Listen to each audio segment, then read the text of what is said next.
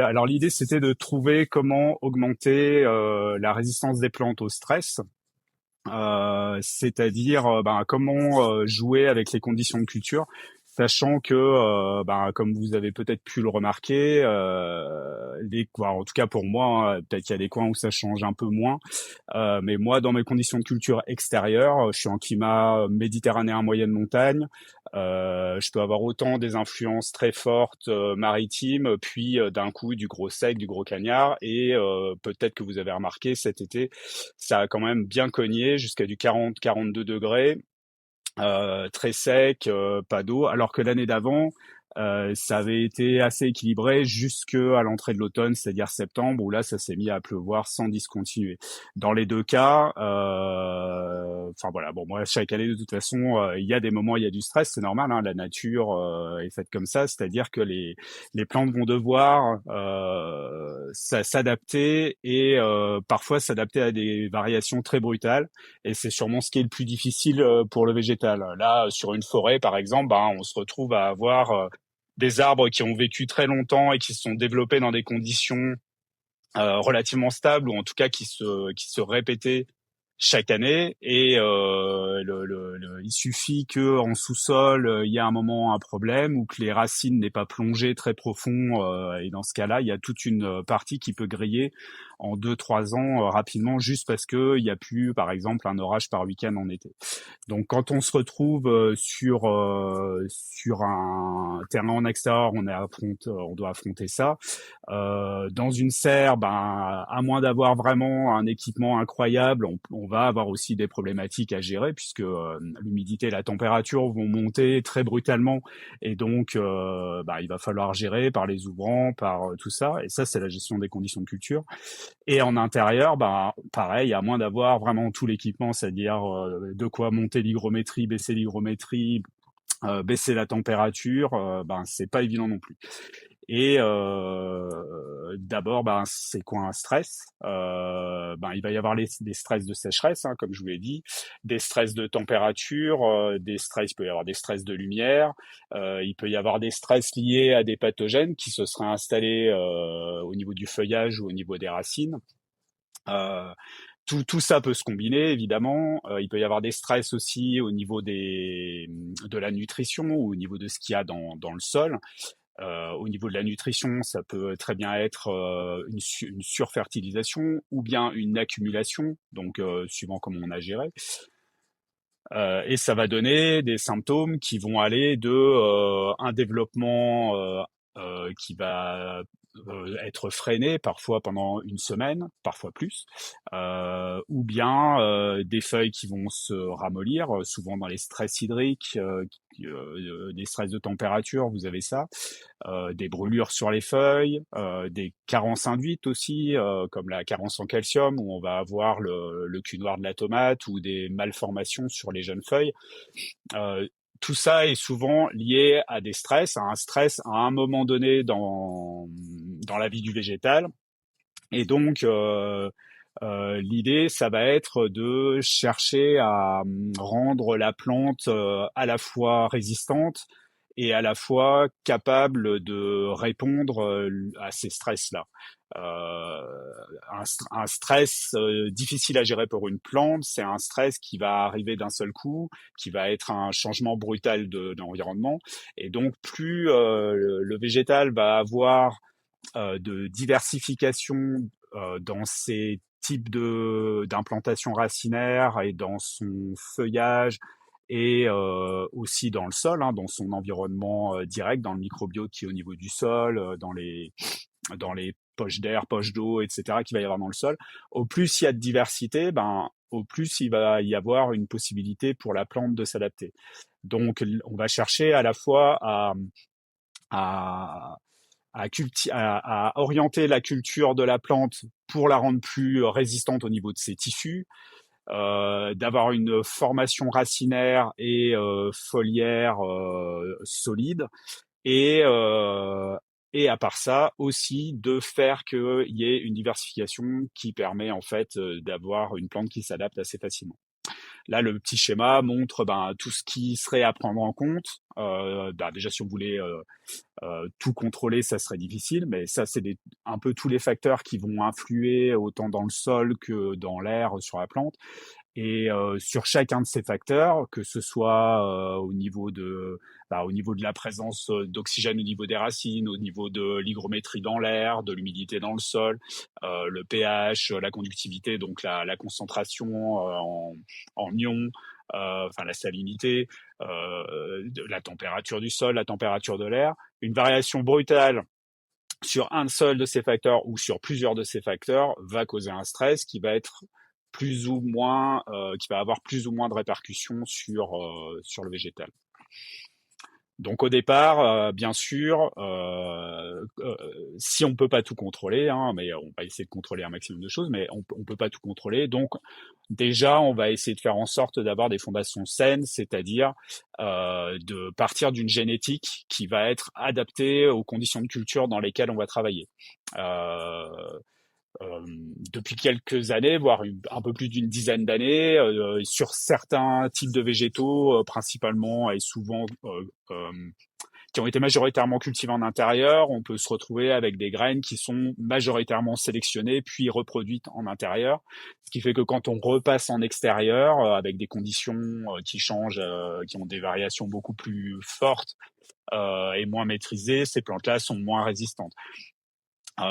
Voilà, pour les tomates, c'est sûr que des tomates qui ont été sélectionnées dans un endroit où il fait plus frais et plus humide ne vont pas se comporter de la même manière dans un climat plus sec et où on va gérer ça un peu plus à la route sans arroser. Donc c'est clair que déjà d'une génération à l'autre, il va y avoir une pression sélective qui va permettre d'obtenir des plantes adaptées à un endroit. C'est pour ça que c'est souvent pour les jardiniers amateurs ou les micro-fermes, les petites structures, c'est très intéressant de petit à petit de créer ses propres génétiques, de faire ses propres sélections. Que ce soit, c'est assez facile sur la tomate, sur les cucurbitacées, sur la plupart des végétaux du potager, c'est assez facile de faire ça, de garder un lot de graines de celles des plantes qui ont été observées, qui ont eu le meilleur comportement dans les conditions que vous avez. Bien sûr, une année n'est pas l'autre, mais petit à petit, ça permet en fait d'avoir des génétiques de mieux en mieux adaptées. Et chaque année, en gardant celles qui correspondent et qui ont le mieux résisté, se sont le mieux comportées, et de après semer de la diversité, donc d'avoir par exemple de semer du 2021, 2022, 2023 en mélanger sur l'année suivante, ça permet en fait de répondre à plus de conditions aussi, parce qu'une année n'est pas l'autre, et donc vous aurez des génétiques qui vont, une va mieux marcher que l'autre, voilà, ça permet déjà de travailler ça. Ça c'est vraiment la base, d'avoir une génétique qui est adaptée. Ensuite la fertilisation, bien évidemment, ça c'est disons que l'idée c'est de travailler de manière équilibrée.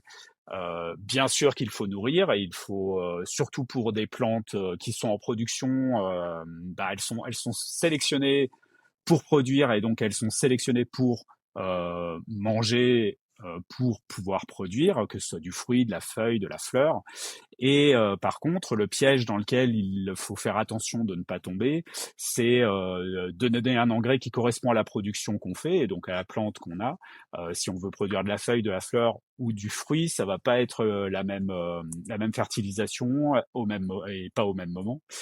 Et un des plus gros pièges, c'est la fertilisation en azote, puisque quand on commence à monter dans les tours avec l'azote, alors ça donne des plantes qui vont être très vite très vigoureuses, donner beaucoup de feuillage.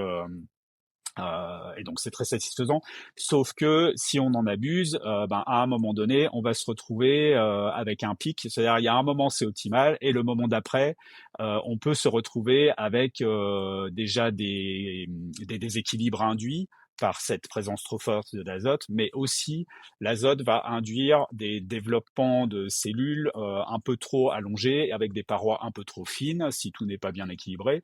Et donc, on se retrouve avec des très grosses plantes à très grosses feuilles, mais avec une très grosse sensibilité aux pathogènes, que ce soit champignons, acariens, etc. Donc déjà, ça, c'est une base. Pour avoir des plantes, il y a la fondation saine, c'est d'avoir un engrais équilibré, etc. Et d'avoir vraiment une attention toute particulière sur ce piège de l'azote pour éviter d'avoir des plantes qui, du coup, seraient sensibilisées, entre autres, au stress pathogène. Ça fait déjà partie un peu d'une stratégie de culture. Donc là, les différentes stratégies qu'on va pouvoir aborder, c'est de travailler bien sûr sur la nutrition, mais d'abord sur l'irrigation. Alors en particulier quand on travaille en pleine terre, mais aussi quand on travaille en contenant, c'est-à-dire en pot. L'irrigation, c'est une manière déjà assez simple d'orienter le système racinaire vers une diversification, c'est-à-dire que ce soit en pot ou en sol. Si vous arrosez superficiellement régulièrement, vous allez avoir un système racinaire qui va se développer principalement en surface et qui va donc qui va être efficace tant qu'il est arrosé. Sauf que si jamais vous avez un mauvais paillage ou un coup de chaud, un coup de soleil, vous allez avoir une température qui peut monter d'un coup sur cette surface-là. Donc ça peut changer beaucoup les choses et engendrer un stress. Si vous avez une panne de votre irrigation, votre système racinaire ne sera pas ancré profondément et donc ne pourra pas chercher de l'inertie en sous-sol. Donc là, à mon avis, une des bonnes stratégies, et c'est souvent ce qui est entre autres recommandé pour la plantation des fruitiers, surtout en première et deuxième année, c'est de faire des irrigations profondes.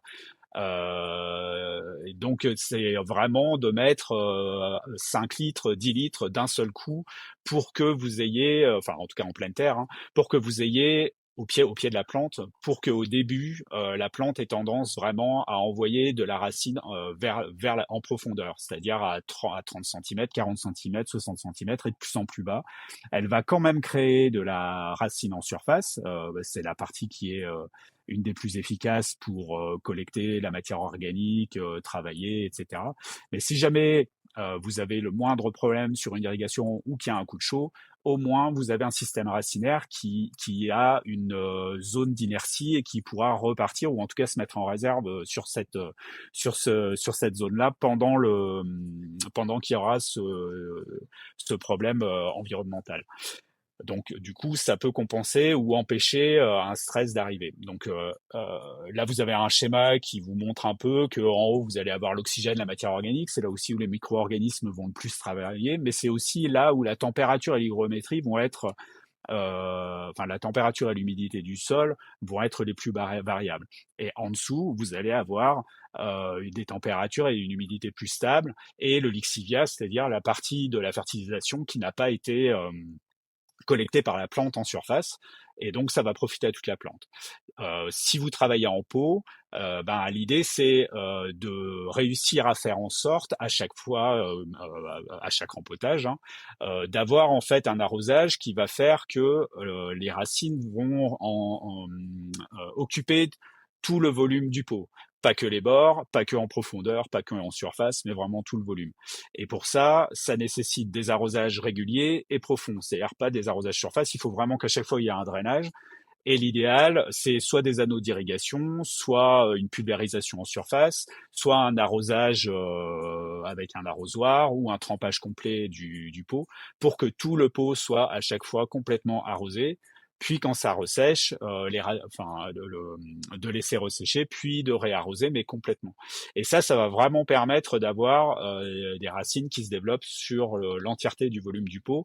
Et donc, de la même manière, si vous avez des pots que ce soit en extérieur, même en intérieur, il y a toujours des problématiques de variation de température en jour, en nuit, la météo aussi. Euh, En fait, un pot, souvent les pots sont noirs. Si vous avez du soleil qui tape dessus, le bord du pot, tout le tour du pot va être très très chaud. Donc moi j'ai eu ce genre de problème en début de saison. Le mois de mai était plutôt clément et puis d'un coup c'est monté à 30-35 degrés puis redescendu en dessous dessous de 10 degrés, le tour du pot était complètement instable, alors que en profondeur, j'avais une motte racinaire qui pouvait rester protégée. Donc c'est important d'avoir autant en plantation pleine terre qu'en pot une irrigation qui va engendrer un système racinaire qui va occuper tout le volume et partir en profondeur pour avoir un maximum d'inertie. Le choix de l'engrais, alors organique ou minéral. Alors mes observations, alors moi je travaille en bio, donc de toute façon je reste sur l'organique, voilà, et aussi par conviction, mais aussi pour valider. Après les engrais minéraux sur base minérale, j'en ai déjà utilisé et j'en utilise sur certains projets, entre autres en culture hors sol et en hydroponie. Ça marche très très bien. Maintenant, je conseillerais vivement l'organique en sol et en pot avec terreau, surtout dans les conditions extérieures et si vous arrosez à la main. Simplement parce que j'ai vraiment pu observer que l'engrais organique allait rajouter de la rétention en eau. Donc pour moi, en extérieur, je suis sur un sol enfin sur peu de sol organique et beaucoup de argilo, gréseux, sableux, donc c'est très drainant et puis d'un coup il y a une grosse couche d'argile. Enfin c'est pas évident. Et j'ai pu observer que dès que j'ai utilisé de l'engrais organique, l'eau restait, ça crée un peu comme des liaisons qui faisaient effet d'éponge. Donc toutes ces molécules organiques, avant de devenir, avant de se minéraliser, de devenir accessible entièrement à la plante, hein, vous allez créer en fait à la fois de un effet d'inertie au niveau de l'hygrométrie de l'humidité dans le sol, mais aussi, on le verra un peu plus loin, vous allez nourrir des micro-organismes qui eux aussi vont aider à ça et à cette stabilité. Voilà. L'avantage, par contre, du côté minéral, quand vous travaillez hors sol, que ce soit en pot, en fibre coco par exemple, pour ceux qui utilisent de la laine de roche ou pour ceux qui utilisent en aéro-hydroponie ou directement dans la solution nutritive, en NFT, etc., enfin en hydroponie.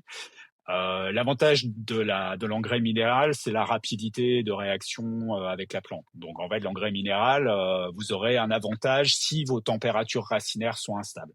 Donc c'est souvent intéressant sur les démarrages de culture, sur les jeunes pousses, les semis, les boutures, et par la suite, si vous avez des instabilités, parce que l'engrais organique, lui, va pouvoir poser cette problématique-là. Si vous êtes trop froid, la plante aura du mal à y avoir accès dans l'immédiat. Voilà. Mais c'est vraiment la seule problématique, donc ça ne pose absolument pas de problème dès qu'on travaille en pleine terre ou dans des contenants qui sont au-delà de la mini-botte, quoi. Euh, j'aime aussi jouer avec la taille et la défoliation dans certains cas. Ça permet en fait alors ça va avoir deux effets. Il y a un effet de micro-stress, hein, c'est-à-dire que quand vous taillez une plante et vous créez du stress, il y a des hormones qui circulent. La plante va avoir des parois qui vont s'épaissir. Elle prend ça en partie comme si des sauterelles étaient en train de la bouffer, donc ça disons que ça va créer un peu de résistance induite. Et dans certains cas, par exemple là cet été quand ça a cogné vraiment très très fort, ça m'a permis d'alléger en fait l'évapotranspiration. C'est-à-dire que j'ai enlevé les très grandes feuilles. Euh, alors c'est à faire vraiment en jugeant si les très grandes feuilles créent de l'ombre, créent un environnement plus sain pour la plante, il vaut mieux les garder. Mais dans certains cas, il vaut mieux les enlever pour éviter d'avoir en fait un espèce de coup de soleil généralisé et une surchauffe, sachant que les nouvelles feuilles, si vous avez des feuilles qui se sont développées dans des conditions qui étaient plutôt bonnes les 2 semaines d'avant et que d'un coup ça monte dans les tours, les nouvelles feuilles qui se créeront, si vous taillez et que vous avez des nouvelles feuilles qui se créent, elles se créeront suivant les nouvelles conditions. Donc vous aurez des feuilles qui vont être un peu plus petites, un peu plus épaisses, et qui auront plus de facilité à attaquer les nouvelles conditions.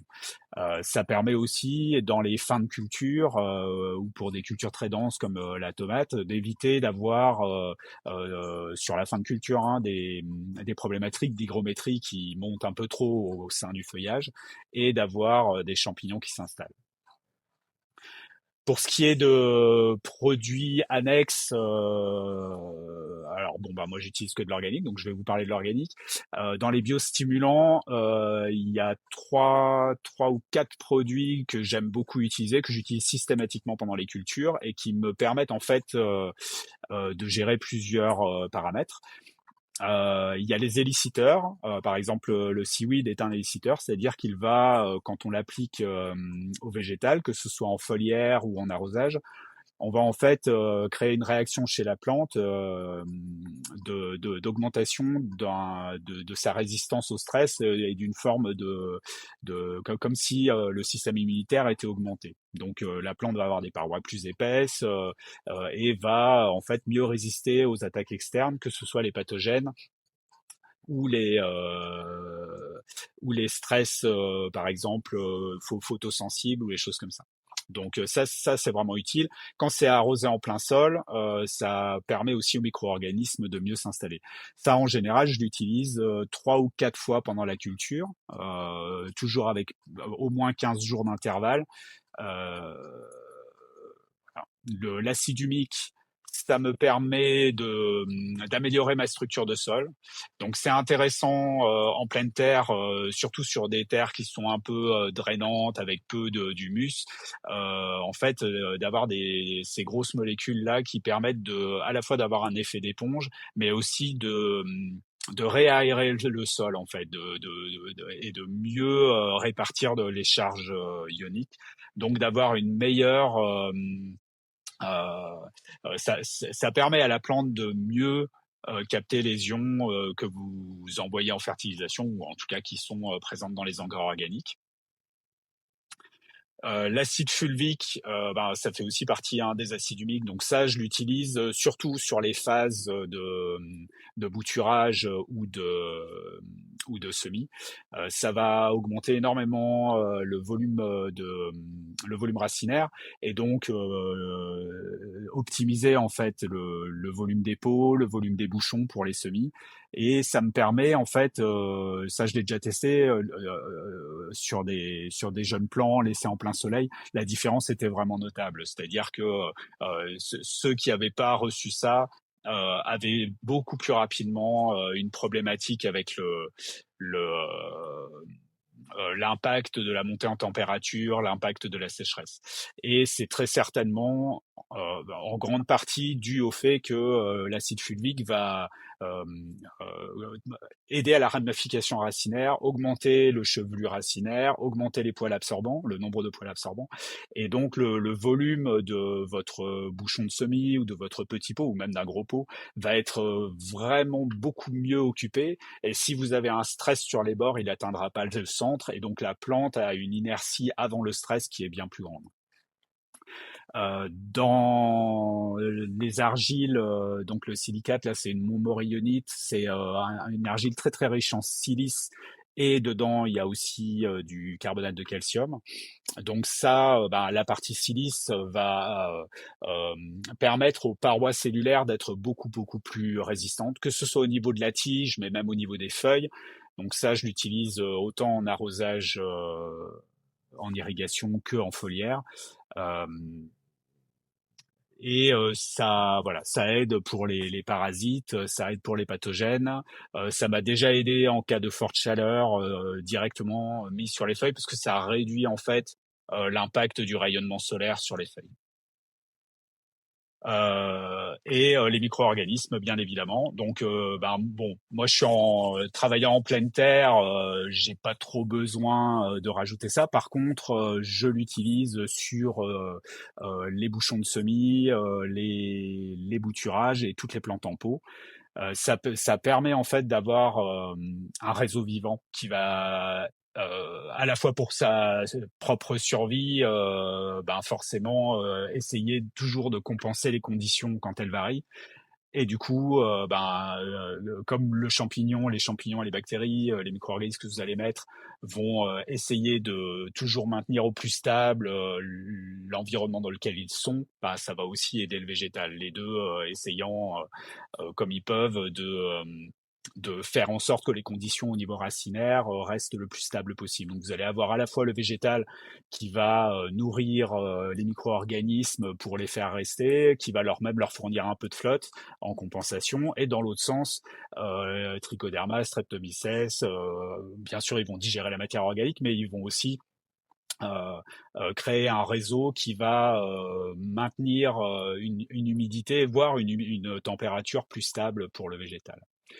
Voilà, donc avec toutes ces stratégies de culture, ça permet en fait de créer de créer un végétal. C'est des possibilités de créer un végétal qui va mieux répondre au stress, qui va du coup avoir une croissance qui va rester plus stable. Parce que je parle même pas d'un vraiment très gros accident et où vous perdez tout, mais à chaque fois qu'il y a un stress, en fait, on va perdre une semaine de culture ou 2 semaines de culture. Et sur des plantes de production, sur des cultures courtes, parfois 2 mois, 3 mois, 4 mois, même 6 mois. Si vous perdez 2 semaines, qui plus est au mauvais moment, alors pour les gens qui sont en extérieur, ben, le mauvais moment, ça peut être sur le début, mois de mai, juin. S'il y a une forte montée en température, ben, la plante, elle peut complètement bloquer sur cette période-là, alors que c'est une période qui devrait être vraiment à croissance rapide avant une floraison ou une fructification. Et on peut aussi avoir un accident au moment de la mise à fruits et perdre tout un lot, toute une production un début de production de tomates par exemple, perdre une semaine de production, c'est déjà beaucoup. Voilà. Voilà, donc je vous invite à balancer quelques questions sur le quoi sur le chat. Je vais essayer de répondre à ça si ça vous a inspiré. Bah tiens, allez, je prends dans l'ordre. Qu'est-ce que je vois? Alors, il m'est arrivé tellement de fois d'oublier d'arroser mes plantes en pot à l'extérieur parce qu'il faisait moins chaud. Je pensais que la pluie allait suffire. Ah ben, moi aussi, je me suis fait avoir plein de fois et en plus, rarement la pluie a suffi. C'est-à-dire qu'on pense toujours que quand on a des pots, la pluie va tomber dans les pots et elle prend un malin plaisir à tomber à côté, ne serait-ce que parce que si vous avez une plante qui est un petit peu volumineuse au-dessus, son feuillage va faire qu'il y aura beaucoup moins que ce que vous pensez qui va tomber dans le pot, sauf si vous avez vraiment des grosses draches très intenses qui plient les feuilles. Donc méfiance, en saison, il vaut mieux garder les pots humides tant qu'il fait chaud, ça présente vraiment aucun risque. Si vous avez un bon substrat un peu drainant, ça présente vraiment aucun risque. Euh, alors, merci, merci pour le très intéressant. S'il y a d'autres questions sur l'irrigation, j'y réponds avec plaisir. Est-ce que l'engrais organique est aussi simple à utiliser que le minéral? J'utilise l'engrais non organique en pot, c'est simple et efficace. Mais j'aimerais passer à l'organique dans mon potager. Alors, oui, ce que je disais, c'est que le seul, en fait, il y a pas de, comment dire, l'un et l'autre a des avantages et quelques petits inconvénients. L'avantage, c'est qu'un engrais bien équilibré, de confiance, on sait que ça va marcher. Moi, j'utilise du Terra Aquatica depuis longtemps. Les équilibres sont bien faits, faciles à comprendre, c'est-à-dire que c'est croissance ou floraison et certains permettent de faire des variations. Maintenant, pour ce qui est de, par exemple, l'organique ou le minéral, ce que j'observe, c'est que l'organique marche vraiment super bien. La seule chose, c'est qu'il faut avoir conscience que si vous avez une température racinaire qui descend en dessous de 15 degrés dans des pots, et que vous utilisez de l'organique, la plante ça va pas travailler, donc l'organique va rester, donc arrêtez de mettre de l'engrais dans ce cas-là, quoi. Si jamais ça sèche, mettez que de l'eau, parce que ça va stagner, et donc si vous rajoutez à chaque fois de l'engrais organique, ça va s'accumuler. Alors que dans le même cas, c'est-à-dire vous avez la température, c'est pas bon d'être à 15 degrés, l'idéal c'est quand même de monter à 18-20 degrés dans le pot, mais si vous êtes en dessous autour de 15 degrés, voire en dessous, et que vous utilisez de l'engrais minéral, ça va quand même marchouiller un peu. Vous avez un peu moins de risques parce que ça va se drainer un peu plus facilement. Vous avez un peu moins de risques de surfertilisation et de stagnation. Voilà, la réaction du minéral est un peu plus rapide. Si vous hésitez, enfin, ou en tout cas, s'il vous reste du minéral pour faire les semis, les boutures et tout ça, ben, je vous conseillerais de rester là-dessus pour ça. C'est facile à gérer dans ce cas-là. Mais après, dès que vous avez des grandes plantes, l'engrais organique est vraiment, vraiment super efficace. D'autant plus si vous passez en mode potager, donc en extérieur, en pleine terre, vous aurez vraiment de très gros avantages à utiliser l'engrais organique pour avoir cet effet d'inertie et d'éponge en quelque sorte et de d'amplification de la de la vie microbienne dedans, quoi. Voilà. Euh, alors, tac, je passe à la suivante. Terra aquatica, c'est quoi les premiers signes de stress d'attaque d'acariens? Eh ben, quand on regarde, alors ben, les premiers signes d'attaque d'acariens, si en fait ça se voit sur le dessus des feuilles. En général, il y a des tout petits points qui apparaissent là où ils ont, là où les cellules ont été grignotées par les acariens qui sont souvent en dessous. Dans ce cas-là, retournez la feuille et regardez s'il y a des petits, en général, ça fait des petits points noirs qui bougent ou pas, plus ou moins. Il y a aussi des fois des petits points jaunes. Points rouges, c'est un peu plus rare, mais en tout cas, de toute façon, c'est des petits points qui ne sont pas la plante et qui, à la loupe, vous verrez, ou si vous les regardez un peu intensément, ça finira par bouger un peu. Quand c'est vraiment des cas extrêmes, ben quand l'acarientis se transmet en place, là vous avez même un petit peu de toile qui s'installe en dessous. Mais dans ce cas-là, vous verrez que les feuilles, c'est des petits points et des brûlures et voilà. Ça attaque en général les feuilles les plus âgées en premier. Voilà, les feuilles qui sont déjà à maturité, les plus grandes feuilles. Et les acariens s'installent en général dans la partie de la plante qui est la plus sèche. Donc souvent, quand en indoor, ça va être dans la partie les feuilles les plus âgées mais les plus hautes. C'est souvent là que ça va attaquer. Avant, quand les gens utilisaient des HPS, c'était un cas très très courant. Maintenant, avec les LED, ça dessèche et ça chauffe un petit peu moins le haut, donc il y a un peu moins ce problème. Voilà, vu que c'est les vieilles feuilles, s'il y a une attaque un petit peu forte, c'est intéressant d'enlever les grandes feuilles dans ce cas-là, qui sont contaminées, et de monter l'hygrométrie ou de pulvériser de l'eau, éventuellement un peu de savon, histoire de gêner tout ça. Et si la plante est en forme, il faut regarder si les autres conditions, surtout au niveau racinaire, hein, si tout va bien, si l'engrais est équilibré, si la plante n'a pas eu de carence. Normalement, les acariens s'installent pas si facilement que ça. Euh, est-ce qu'il y a des plantes plus résistantes que d'autres? Euh, alors, je suis pas sûr de comprendre la question. C'est là après entre parenthèses plantes vertes florissantes si possible.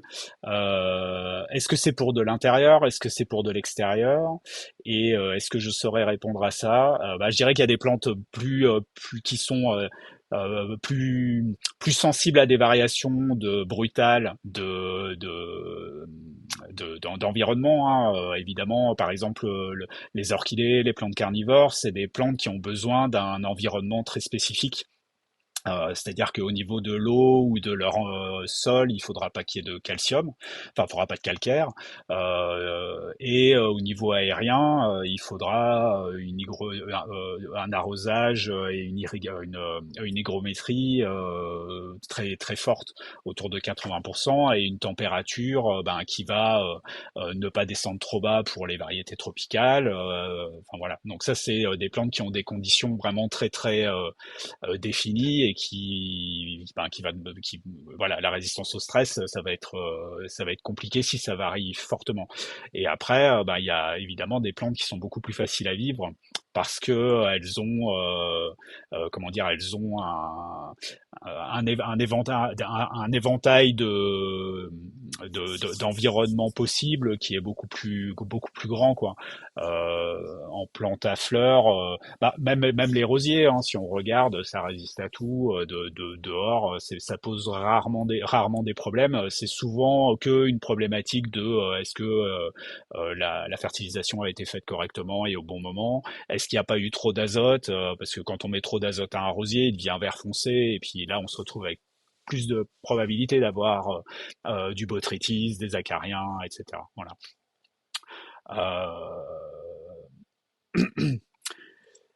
Euh, quel type de stress vous a causé le plus de dégâts dans vos cultures? Ben, mon propre stress.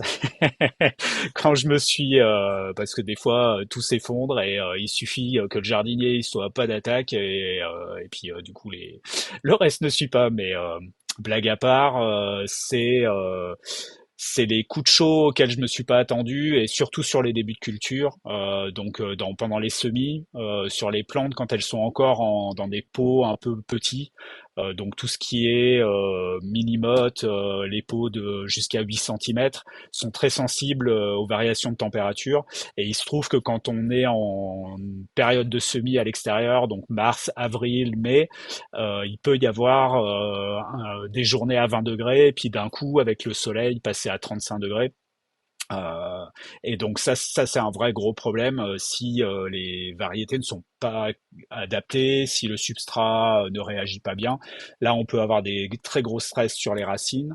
Et d'ailleurs, cette année, j'ai perdu la moitié, 50% de mes semis à cause d'une montée en température du mois de mai, si je me souviens bien.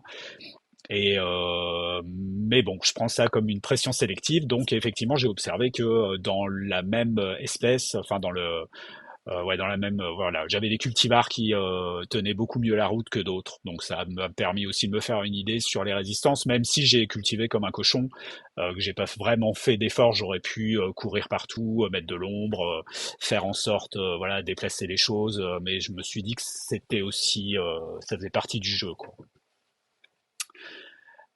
Cher Naïma, alors, il y a un autre phénomène d'attaque d'acariens qu'on ne voit pas à l'œil nu, qu'on appelle les tarsonèmes. Eh ben, Naïma, il faudra que tu fasses une conférence là-dessus. Je t'encourage à ça parce que tu connais plein de choses. Euh, voilà, merci Naïma. Mais t'as raison. Ouais, ouais, il y en a d'autres. En tout cas, que ce soit les acariens, le botrytis, les fusariums, les pythiums, avoir des plantes qui ont des racines comment dire, bien diversifiées, bien étendues, le pot qui est bien optimisé, la plante qui est bien nourrie, une génétique aussi qui est d'office euh, plus résistante, qui a été sélectionnée dans des conditions un peu difficiles. C'est pour ça que moi, quand j'achète des graines, j'achète de plus en plus à des producteurs locaux. Pour ce qui est de l'extérieur, des producteurs locaux où je vois un peu des photos de ce qu'ils ont fait, en tout cas de leur environnement de culture. Et si je vois que c'est un peu sec, que l'irrigation, il y a peut-être même pas de goutte à goutte et tout ça, ben j'ai vachement plus confiance. Je me dis que là, ça a été sélectionné pour du combat. Et en indoor, un de mes voilà, dans les généticiens, enfin dans les producteurs de graines que je préfère, c'est ceux qui ont encore un pied dehors, c'est-à-dire qui ont encore le sens de la pression sélective.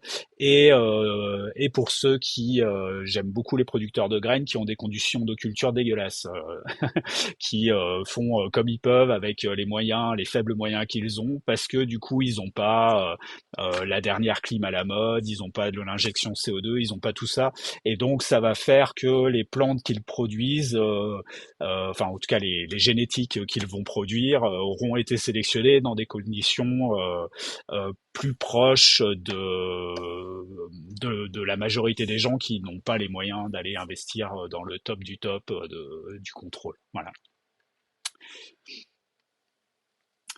Voilà, bah écoutez, si questions encore il y a avec tout ça, je reste open.